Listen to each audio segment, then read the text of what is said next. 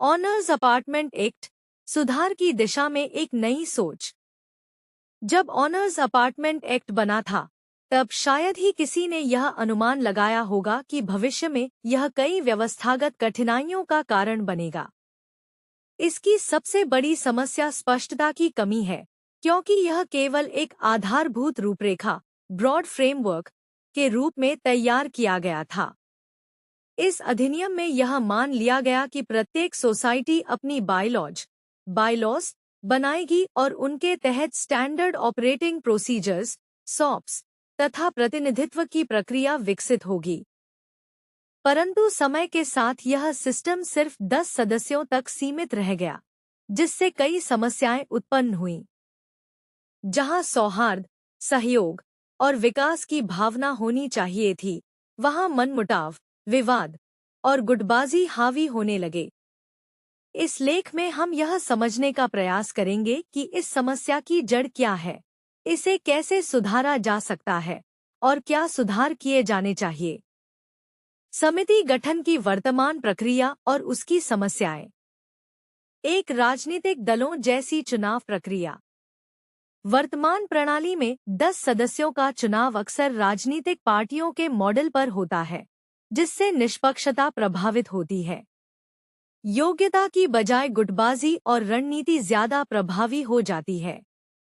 कई बार ऐसा भी होता है कि जिसे सबसे कम वोट मिले होते हैं, वह अध्यक्ष बन जाता है, क्योंकि निर्णय गुप्त रूप से पार्टी गठबंधन द्वारा किया जाता है। एक विचारधारा का एकाधिकार। समिति में सिर्फ एक ही विचारधारा के लोग प्रभावी हो जाते हैं, जिससे भिन्न विचारों को दबाया जाता है। इससे एक सामूहिक नेतृत्व प्रणाली विकसित नहीं हो पाती और निर्णय लेने की प्रक्रिया कुछ लोगों तक सीमित रह जाती है। 3 जिम्मेदारियों का असमान बंटवारा। समिति के अधिकांश कार्यों की जिम्मेदारी सिर्फ कुछ पदाधिकारियों तक सीमित रह जाती है, जबकि सभी 10 सदस्य समान रूप से जवाबदेह होने चाहिए। इससे पारदर्शिता और सहभागिता की भावना खत्म हो जाती है। क्या होना चाहिए सही तरीका?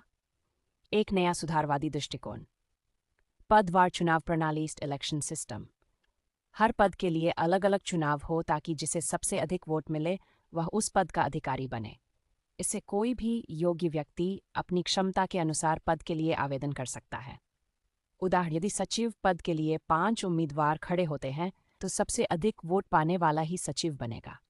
योग्यता आधारित चयन समिति में किसी व्यक्ति का चयन केवल राजनीतिक रणनीति पर नहीं, बल्कि उसकी योग्यता पर आधारित होना चाहिए। इससे कोई भी काबिल व्यक्ति बिना किसी पार्टी के प्रभाव में आए चुनाव में भाग ले सकता है।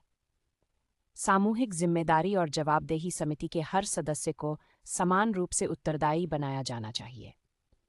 हर सदस्य के पास एक कार्य डायरी होनी चाहिए, जिसमें यह रिकॉर्ड हो उसने कितनी मीटिंग्स में भाग लिया, उसने किस प्रस्ताव पर क्या राय दी, उसने कौन कौन से कार्य किए। स्टैंडर्ड ऑपरेटिंग प्रोसीजर की अनिवार्यता। चुनाव प्रक्रिया से संबंधित एसओपी।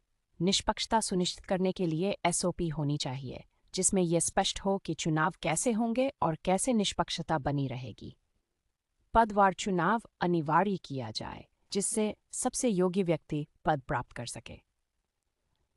पदाधिकारियों और सदस्यों की जिम्मेदारियों की एसओपी। सभी डेथ सदस्यों की भूमिका स्पष्ट हो ताकि कार्य केवल 2-3 पदाधिकारियों तक सीमित न रहे। हर सदस्य को समान भागीदारी का अवसर मिले और उन्हें उनके कार्यों के लिए उत्तरदायी ठहराया है। कार्य प्रणाली की एसओपी। हर सदस्य को अपनी कार्य डायरी मेंटेन करनी चाहिए, जिसमें उसका योगदान स्पष्ट रूप से दर्ज हो। इससे यह सुनिश्चित किया जाएगा कि कोई भी सदस्य सिर्फ नामात्र का पदाधिकारी न बना रहे, बल्कि सक्रिय रूप से भाग ले। निष्कर्ष, क्या हम इस प्रणाली को और बेहतर बना सकते हैं? आज ऑनर्स अपार्टमेंट एक्ट में जो कमियां हैं, वे सुधारी जा सकती हैं। यदि चुनाव प्रणाली अधिक पारदर्शी और निष्पक्ष हो, तो सही व्यक्ति सही पद पर पहुंच पाएगा। यदि सॉप्स को लागू किया जाए, तो प्रशासनिक कार्य अधिक सुचारू और प्रभावी बन सकते हैं। यदि हर सदस्य जवाबदेह हो, तो निर्णय अधिक लोकतांत्रिक होंगे और सामूहिक विकास होगा। सुधार संभव है, बस हमें एक नई सोच अपनाने की जरूरत है। अगले संस्करण में हम इस पर चर्चा करेंगे कि और कौन-कौन से सुधार इस एक्ट में किए जा सकते हैं।